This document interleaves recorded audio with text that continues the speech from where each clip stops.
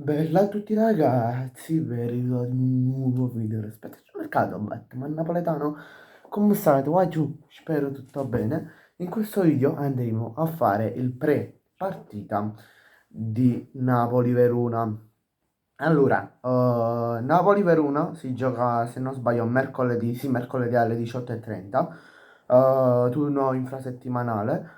In questo video, perché è nuovo del canale, andremo a fare, penso che lo sapete, come avete visto in tutti i youtuber che guardano il calcio e che tifano una squadra come Gabon e Neapolis e tutto il resto appresso.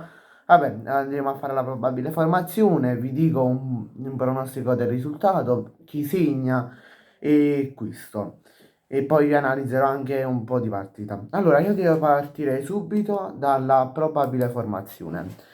In questo video farò solo la probabile formazione del Napoli.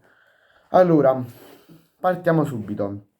Allora, a porta abbiamo, no abbiamo, io metterei Milinkovic Savic perché ok che Meretta è ritornato, cioè è stato convocato nella partita con la Lazio, è ritornato nella partita contro la Lazio, però da quello che mi risulta e penso così che ritornerà dopo l'Inter, dopo la partita di domenica contro l'Inter, perciò non penso che sarà titolare. Vabbè, porta Milinkovic Savic, la formazione, il tipo in modulo di formazione. Allora, secondo me ci sarà un 3, 4, 2, 1, che in partita si può trasformare anche in un 3, 4, 3. Allora, vabbè, porta Savic come i tre difensori di Lorenzo, il capitano. Poi come centrale di difesa io metterei Jesus e poi come destro, no scusate, come sinistro, mi sono confuso, come sinistro, come braccetto di sinistra metterei Rachmani. Raccomani. Metto Jesus e non buongiorno perché Jesus mi sta facendo fa panchina a buongiorno, cioè sta facendo delle prestazioni che neanche buongiorno prime. Cioè, rendiamoci conto, né buongiorno né raccomani. Cioè, raccomani è fondamentale. Però buongiorno non sta facendo tutte queste buone prestazioni e quindi sia io che penso Antonio Conte lo mette in panchina e mette chi sta facendo bene titolare. Recentemente sentivo un tifoso del Napoli e mi diceva perché non mette Buongiorno al posto di Jesus? Cioè noi l'abbiamo pagato tanto, è molto più giovane di Juan Jesus e io ho detto fra Juan Jesus in da questo momento sta facendo fa panchina a buongiorno, cioè renditi conto perché sta facendo delle prestazioni neanche Maldini, vedete che vi dico, cioè rendiamoci conto, va giù. Poi passiamo alla nota di centrocampo. Allora, centrocampista di destra metto Politano.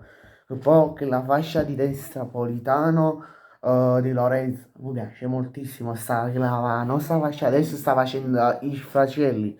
Poi come centrocampista di sinistra Spinazzola che pure sta facendo molto bene. Nell'ultima partita con la Lazio ha pure segnato. Poi c'è due centrocampisti centrali sono come sempre McTominay e Lobot, che finché non ritornano sia anche stati che a De Bruyne, che poi si vede nella probabile formazione quando tornano loro. Poi centrocampisti offensivi sono due, e sono Elmas e Neres.